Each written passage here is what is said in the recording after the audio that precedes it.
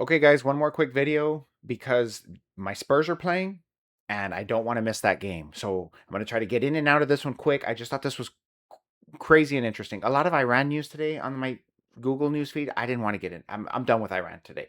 So I got in a video about that if you guys want to watch it. I have a lot of other videos about me crashing out over Iran. I'm not going down that road. I thought this was really cool and interesting. So this was from the Wall Street Journal.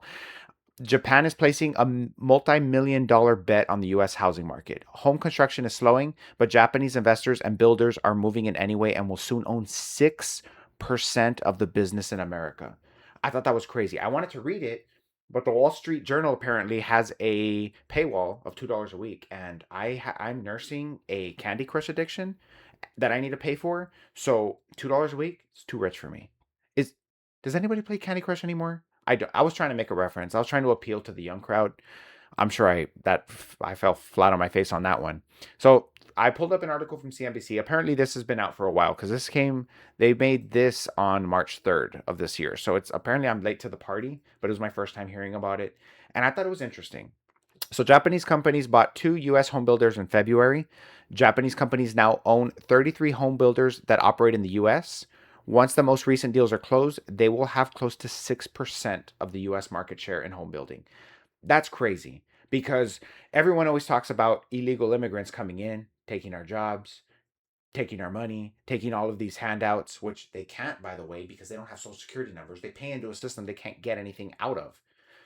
I'm I'll talk about that aspect of illegal immigration later. I just think that everyone talks about our country being taken by foreigners, and in reality, it's happening right under our noses through Wall Street and through home building, and that's crazy. 6% of the US market share isn't even going to be owned here. That they're going to be building homes, renting them out, and all that money is going to be taken out of our economy and into Japan. So I I I thought this was so crazy to know that I'm like, how much? Where is our money actually? So I went ahead and pulled up the. These are Treasury securities, major foreign holders of Treasury securities, and right at the top of the list, Japan.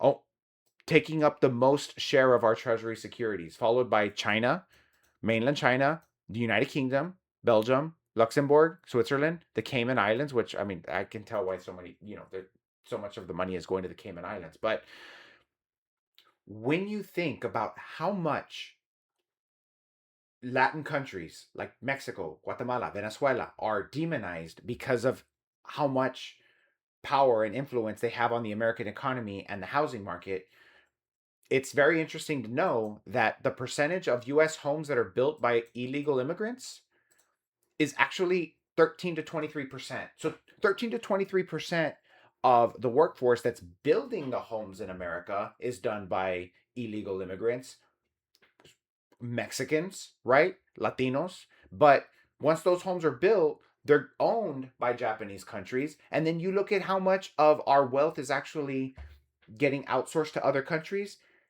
Where does Mexico come out on this list, right? Because everyone talks about the Mexican worker. Mexicans do it cheaper. We're the ones out in the field. We're the ones out there building the houses. Where does Mexico fall on this list?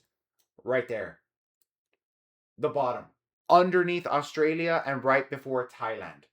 Come on, guys. Do you see how these problems that are created in the news and on social media, it's all just a smokescreen. It's all an illusion, a mirage to make everyone fear the brown man, and then meanwhile continue to sell our economy out to the highest bidder, and Japan and China and the United Kingdom and Belgium, and the problems are not with Mexico. And I would argue still, even though we're allowing Japan to come in and buy up our housing market, which I think is bad news, it's not a good thing. We shouldn't allow that to happen. Like, if you're going to build in the United States, you should be living in the United States. Don't send our economy out to another country. Just like we shouldn't be sending our tax dollars over to Iran to fight a war we have no business in. I swear I wasn't going to talk about Iran anymore. Breathe, breathe, breathe, breathe. Once my contractions get 5 minutes apart, I'll make sure to rush off to the ER guys. But we cannot allow this to happen. And this is what they do. They drum up a lot of hate and a lot of racism and bigotry, because the more separated we become, the easier it is for corporations to sell their house company, because Japan just can't come in here and buy it. No, we allow them into those boardrooms, and we allow them the power to take all of our economy and outsource it out to another country. So it's stuff like this, guys, that just it's not only important to know that this kind of stuff is going on in boardrooms and in Wall Street, but it's also important to know that when people talk about illegal immigration being the problem, it's not. I mean, it's always going to be important for us to make sure we have strong borders, make sure we're checking in on people. But when you find out that 25%, 13 to 23% of the construction is done by illegal immigrants,